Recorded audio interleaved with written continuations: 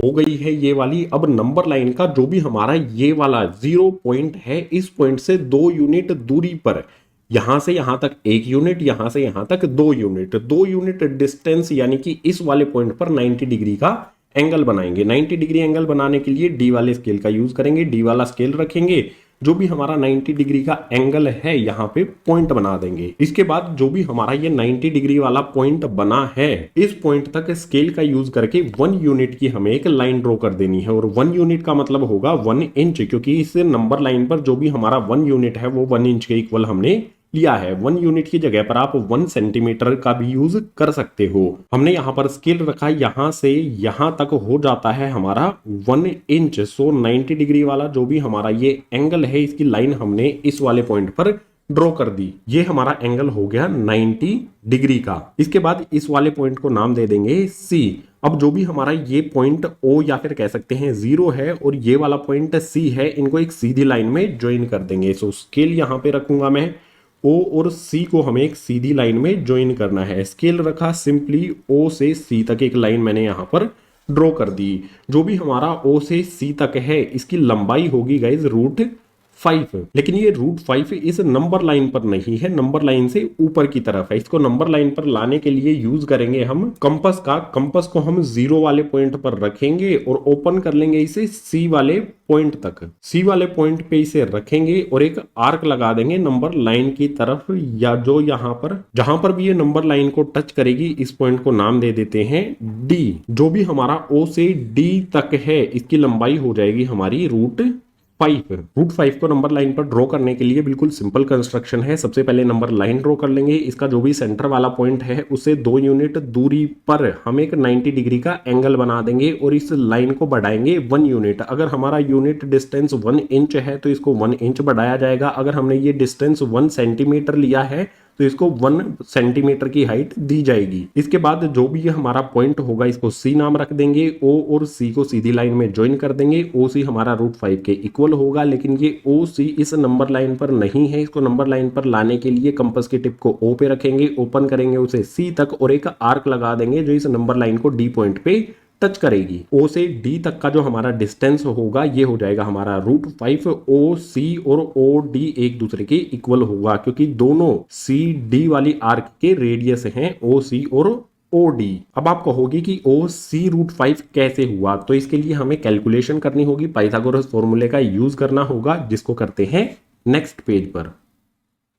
√5 को number line पे किस तरह से रिप्रेजेंट करना है ये हमने समझ लिया है। अब जो भी हमारा ओ सी है, ये √5 कैसे हुआ ये भी तो हमें समझना पड़ेगा। सो इसको समझने के लिए यूज करेंगे पाइथागोरस थ्योरम का। पाइथागोरस थ्योरम में होता क्या है, जो भी हमारा हाइपोटेनियस है, अगर हम उसका स्क्वायर करेंगे तो वो इक्वल होता है बेस के स्क्वायर प्लस में परपेंडिकुलर स्क्वायर के। इस फॉर्मूले के बारे में आपको चैप्टर के इंट्रोडक्शन में बताया गया है। अगर आपको कोई कंफ्यूजन है किसी भी फॉर्मूले और कॉन्सेप्ट से रिलेटेड, तो चैप्टर का इंट्रोडक्शन देख लो, सभी के सभी कॉन्सेप्ट डिटेल में एक्सप्लेन किए गए हैं। इंट्रोडक्शन वाली वीडियो का लिंक आपको नीचे डिस्क्रिप्शन बॉक्स में दिया गया है। इस फॉर्मूले को अप्लाई किया जाता है राइट एंगल्ड ट्राइंगल पर। सो जो भी हमारा ये ट्राइंगल बना है, ये राइट एंगल्ड ट्राइंगल है। इसमें सबसे पहले बात करेंगे बेस की। ये हमारा 0 वाला पॉइंट है, ये हमारा 2 वाला पॉइंट है जहां पर 90 डिग्री का एंगल बनाया है, तो ये हमारा बी से बेस हो जाएगा। उसके बाद इस ट्राइंगल में जो वर्टिकल लाइन हमने ड्रॉ की है, यानी कि इसकी हाइट, इसको कहा जाता है परपेंडिकुलर। तो ये हो जाएगा हमारा यहां पर पी, जो हमारी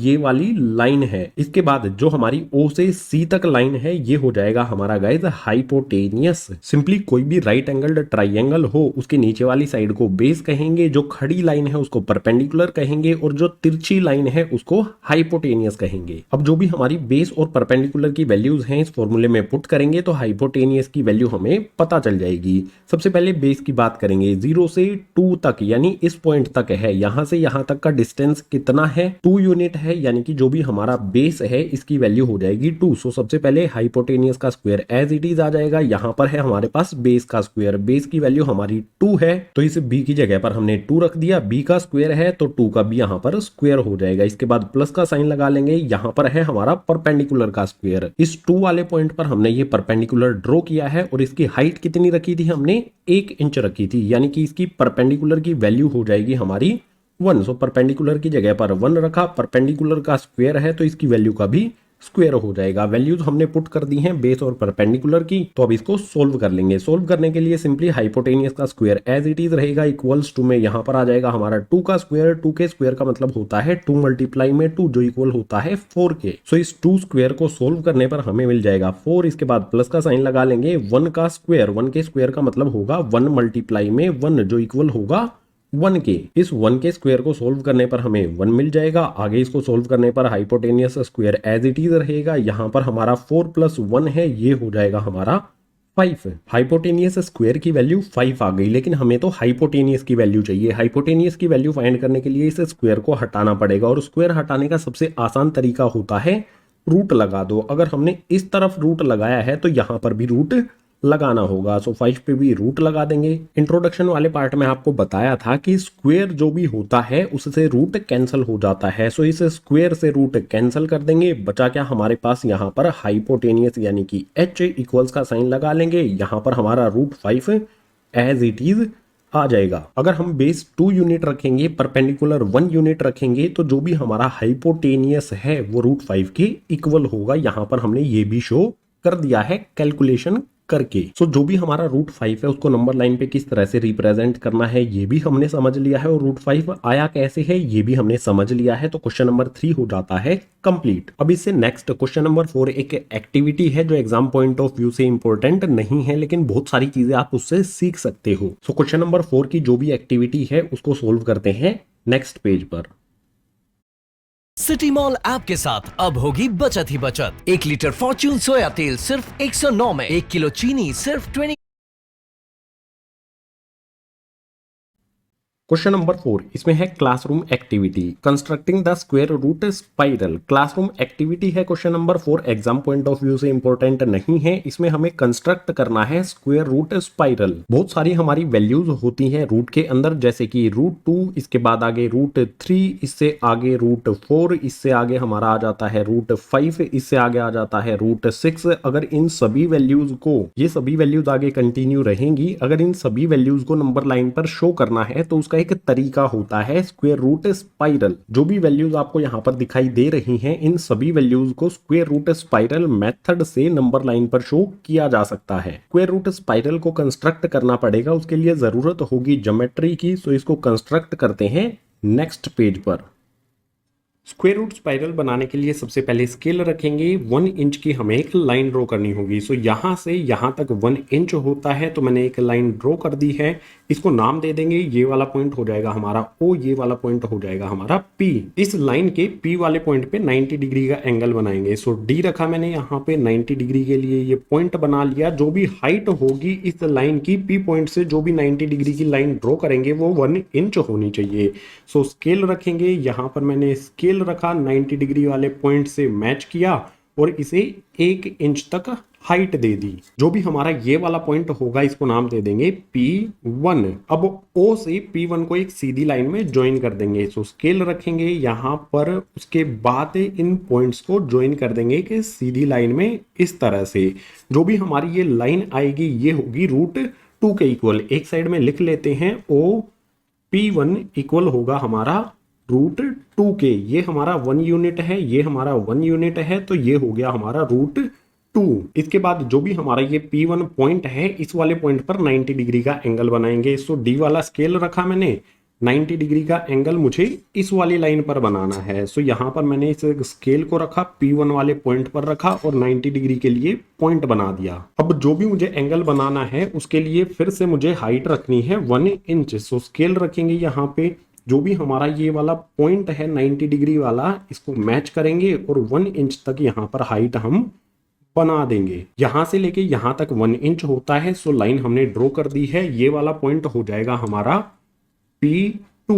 O से P2 को एक सीधी लाइन में ज्वाइन कर देंगे। सो स्केल रखेंगे, यहाँ पर इनको मैच करेंगे, स्केल को रख के सीधी लाइन में ज्वाइन कर देंगे। जो भी हमारा OP2 है ये हो जाएगा हमारा √3 के इक्वल।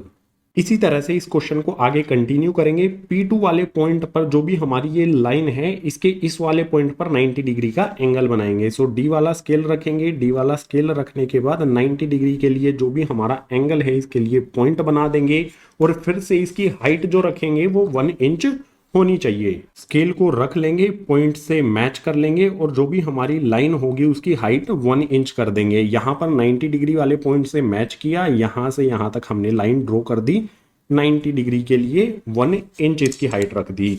ये वाला पॉइंट हो जाएगा हमारा यहाँ पर P3। P3 से O को ज्वाइन कर देंगे एक सीधी लाइन में। सो स्केल रखेंगे, जो भी हमारा P3 पॉइंट है इससे O वाले पॉइंट को ज्वाइन कर देंगे। O से P3 ये हो जाएगा हमारा गाइज, यहाँ पर लिख लेता हूँ OP3, ये इक्वल होगा हमारा √4 के। जैसे हमने अभी तक किया है इसी तरह से इसको आगे कंटिन्यू करते रहेंगे। सो यहाँ पर हमारा P3 वाला पॉइंट है, इस पे D को रखेंगे और 90 डिग्री एंगल के लिए पॉइंट बना लेंगे। यहाँ पर होता है 90 डिग्री एंगल का पॉइंट।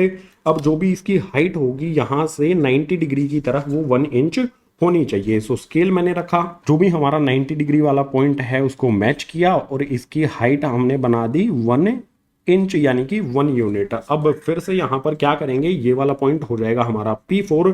O से P4 को ज्वाइन कर देंगे एक स्ट्रेट लाइन में। बिल्कुल सिंपल तरीका है। इसी तरह से इसको आगे फिर से कंटिन्यू करेंगे। जो भी हमारा OP4 है ये इक्वल होगा √5 के। इसके आगे जो भी हमारा ये P4 वाला पॉइंट है यहाँ पर रखेंगे अपना D वाला स्केल। 90 डिग्री के लिए एंगल बनाना है। सो 90 डिग्री वाला पॉइंट हमने लगा दिया और फिर से हम वही करेंगे। P4 वाले पॉइंट से 1 इंच इस डायरेक्शन में 90 डिग्री के एंगल की तरफ हम लाइन लगाएंगे। सो यहाँ पर मैच करेंगे। 1 इंच होता है हमारा यहाँ से यहाँ तक। सो यहाँ पे मैंने रखा पेन और 1 इंच इस लाइन को बढ़ा दिया। ये वाला पॉइंट हो जाएगा हमारा P5 से अब O को ज्वाइन कर देंगे। यहाँ पे स्केल रखा, सीधी लाइन में ज्वाइन कर दिया। इसी तरह से आगे आप कंटिन्यू करते रहें। मैं इसको फास्ट फॉरवर्ड आपके लिए बना के दिखा देता हूँ फटाफट से सारी चीजें। Teeth gap? Fix it invisibly. Whistle Aligners, India's #1 aligner solution. Get visible results in just 6 to 8 months. Book orthodontist consultation worth 1,500 rupees free.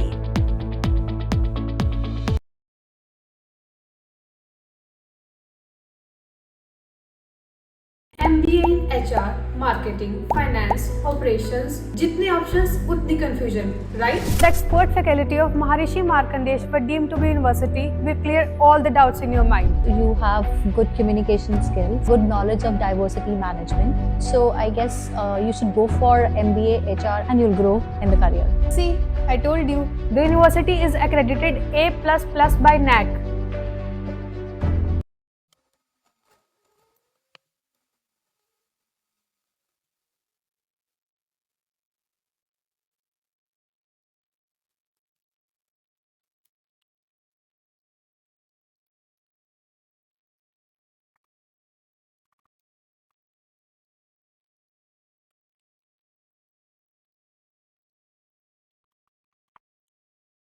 हमने स्क्वायर रूट स्पाइरल को P8 वाले पॉइंट तक बना लिया है। इस तरफ जगह नहीं बचती है, आप इसको इसी तरह से आगे कंटिन्यू कर सकते हैं। सबसे पहले एक लाइन बना लेनी है 1 यूनिट की, उसके बाद उस पर 90 डिग्री का एंगल बनाना है और उसकी हाइट भी हमारी 1 यूनिट होनी चाहिए।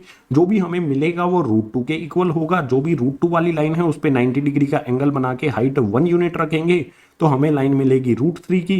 √3 वाली लाइन पे एक परपेंडिकुलर ड्रॉ करेंगे, यानी कि 90 डिग्री एंगल वाली एक लाइन ड्रॉ करेंगे जिसकी हाइट होगी 1 यूनिट। तो इससे आगे वाली लाइन √4 के इक्वल हो जाएगी। इसी तरह से इसको आगे कंटिन्यू करेंगे तो हमारी वैल्यूज मिल जाएंगी। ये हमारा हो जाएगा गाइज √2, इससे आगे वाला हो जाएगा हमारा √3, इससे आगे वाला हो जाएगा हमारा √4, इससे आगे हो जाएगा हमारा √5, इससे आगे हो जाएगा हमारा √6, इससे आगे हो जाएगा हमारा √7, इससे आगे वाली हो जाएगी हमारी √8 और ये हो जाएगी हमारी √9। इसी तरह से आगे आप कंटिन्यू करेंगे। यहाँ पर 90 डिग्री का एंगल बना के एक परपेंडिकुलर ड्रॉ करेंगे, O से ज्वाइन कर देंगे तो √10 हमें मिल जाएगा। बहुत सारी वैल्यूज स्क्वायर रूट स्पाइरल से हमें मिल जाएंगी। और सबसे जरूरी पॉइंट आपको ध्यान रखना है कि ये एक एक्टिविटी है। ये सिंपल सी एक्टिविटी क्वेश्चन नंबर 4 में हमें करनी थी। हमने यहाँ पर इसको ड्रॉ कर लिया है, कंस्ट्रक्ट कर लिया है, तो क्वेश्चन नंबर 4 हो जाता है कंप्लीट।